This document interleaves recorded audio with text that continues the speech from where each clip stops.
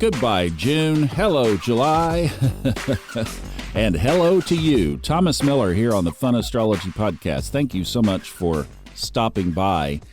You know, we sent out lucky stars early this month for a reason, because there was some work to do. Definitely a month you want to put the lucky stars information over your own natal chart. So a great place to welcome July is to check in with Kristin and see if it's going to be a lucky one. Hello, Thomas and Fun Astrology Podcast. I cannot believe it is the last day of June. This week starts off more cautionary, but moves into challenging energy come Friday and through the weekend. Neptune is stationing to go retrograde, so its still motion can make it hard to keep a clear head.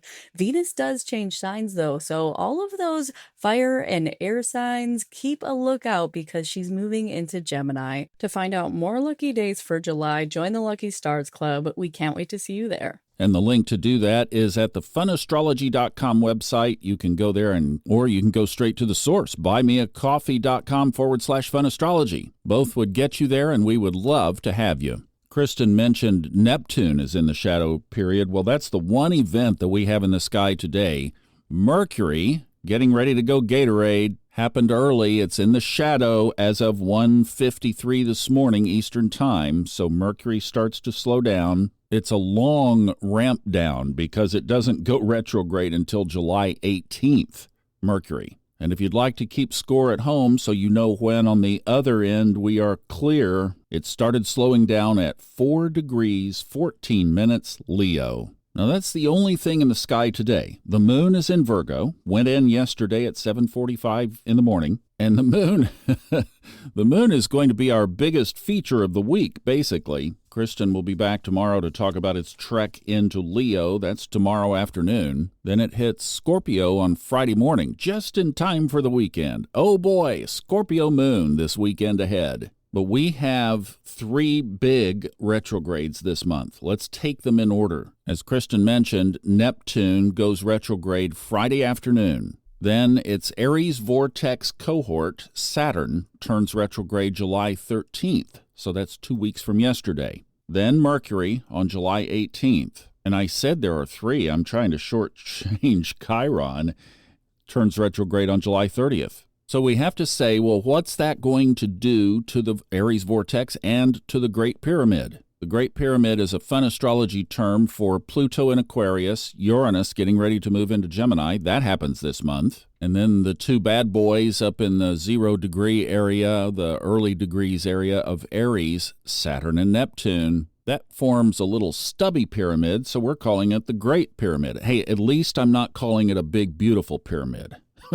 Right? Thank you very much. You're welcome. We'll just keep it at Great Pyramid. It fits. We're going to have to live with it for 7 years, so we might as well pick a proper term. Well, this is going to shift the dynamic of the pyramid. No question. Remember, the last time Neptune was in the early degrees of Aries, where it is right now, was the beginning of the Civil War. So that kind of energy could be tempered a little bit. And it's a long break, too, because it stays retrograde until the middle, basically, of December. And then it has to clear the shadow period. So we're in this for quite a while. Saturn, almost the same time, July 13th through November 27th. So just a couple of weeks before Neptune turns direct, Saturn will.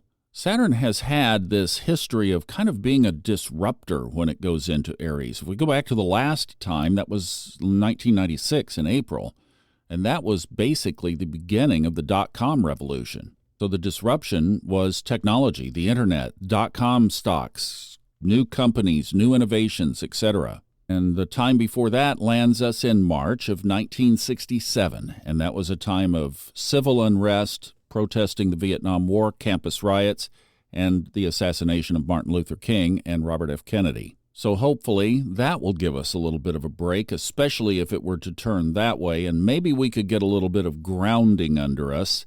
However, July is a challenging month in the sky. So this is where I really think a correlation between looking at the entire calendar of July astrologically, laying over lucky stars, and then applying that to your own chart is going to be a golden recipe for kind of your planning for this month of when you're going to lean into things and when you're going to stay back a little bit.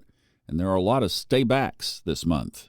Venus changes signs 3 times this month. It starts in Taurus, moves into Gemini just in time for firecrackers on Friday, and then just before the month ends, it slides into Cancer on July 30th. Uranus, I mentioned, enters Gemini. That's on July 7th. So everything we had structurally in the chart last week is still basically there this week, except those yods. They broke up. The Moon and Mars moved off far enough to take those out. But we still have the square between Jupiter, the Sun in Cancer, Jupiter and the Sun in Cancer, back over to Saturn and Neptune, which are slowing down to turn retrograde. So that's baking. Good news is there, the Sun will be far enough away in just a few days later this week that the Sun can peel off of that square. Been feeling some tension? Been having some people exit your life? It's amazing how many folks I'm hearing say the same thing, that relationships are changing, friendships are changing, stuff is changing. Well, we've had some very powerful energy over our heads for the last couple of weeks. That's going to temper a little bit, I think, as we get Jupiter and the Sun kind of shoot on down the way in Cancer. Could be in an interesting position here because once that happens, the next kind of evolution in this is Mars is going to move into an opposition to Saturn and Neptune. That's not going to be for another month or so, but it's moving in that direction, and that will create another big kite formation with this Great Pyramid. So the changes are positive. It's like what Ray Merriman, he phrased it really well at the end of Saturday's financial episode. Even if you're not interested in the market stuff, you could go to the last part, that last section. It's probably about the last 4 or 5 minutes of Saturday's episode.